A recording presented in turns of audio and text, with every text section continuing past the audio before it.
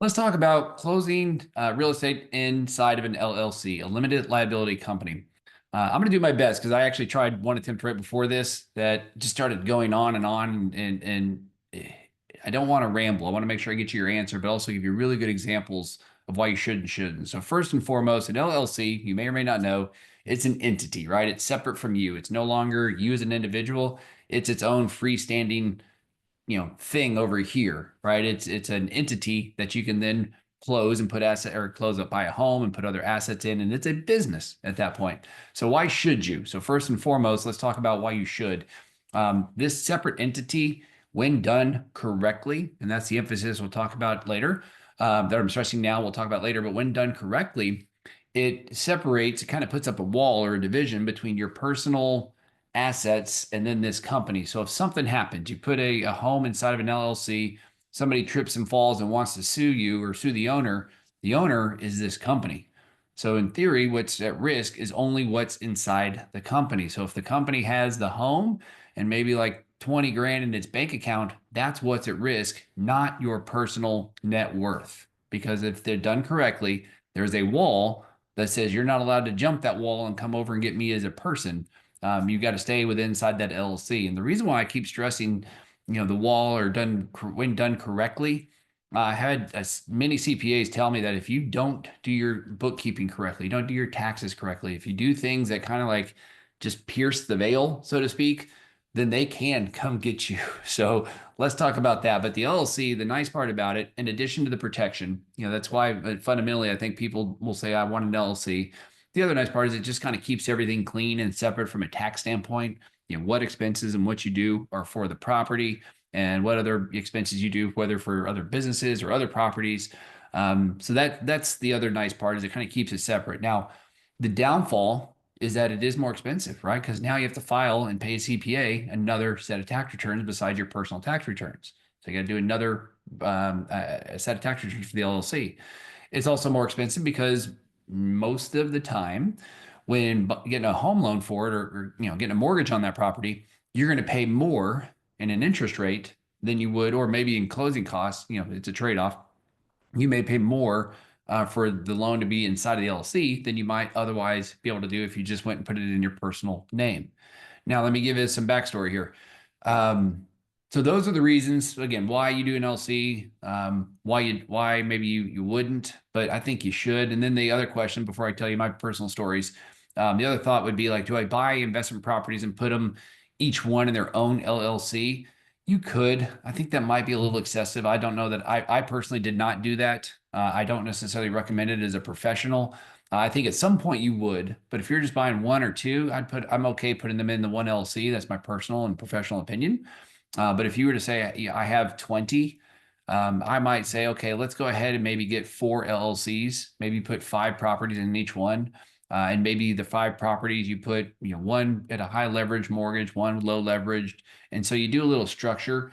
And I think that's the other part too, that you just got to talk to your CPA or your accountant, figure out what's best for you. Because ultimately, again, if these aren't done correctly, you're kind of just negating the protection that an LLC gives you.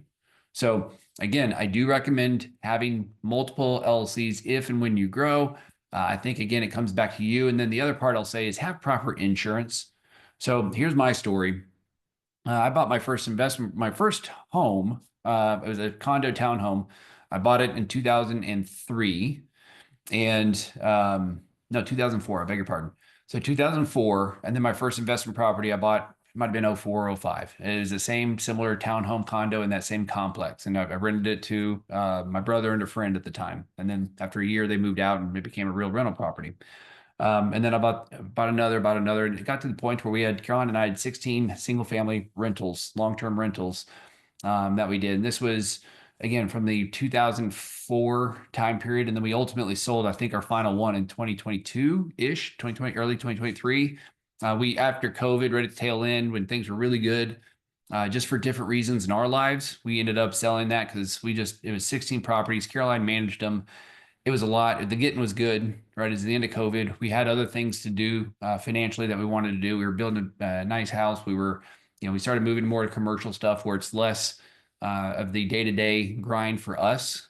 So we made that transition and started doing other things, which we could talk about later. But the reality is, I share all this to tell you, my first couple properties I bought in my personal name, because at the time, this would have been I was in my early 20s.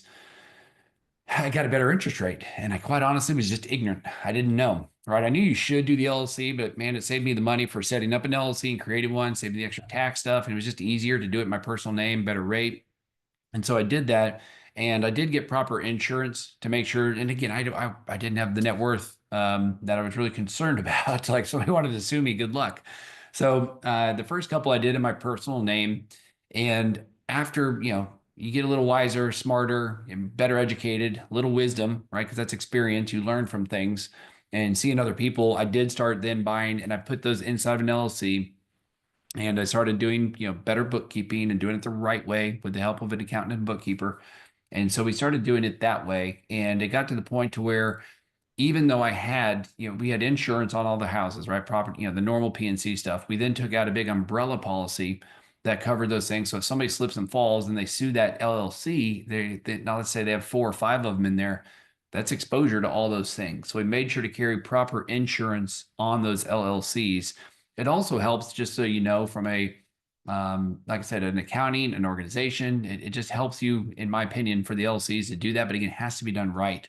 So I would tell you, if you bought an investment property in your personal name, that's fine. Like again, no harm, no foul. I get it.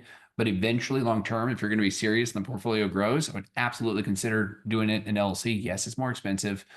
Yes, it's extra headaches and extra paperwork, but I do think it's worth it from both just a protection standpoint and from a professional standpoint, just to be a real investor.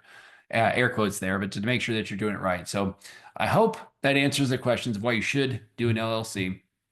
Again, or it should at least consider. Let me rephrase that. You should consider closing and purchasing a property inside of an LLC. If you're buying a home and that you're going to occupy, I would look into a trust, again, for different reasons. But understand that LLCs are going to be for investment properties, not your homestead. Certainly, if you have questions, reach out to the Mortgage Mark team. We are here to help. And when you think mortgage, think Mark.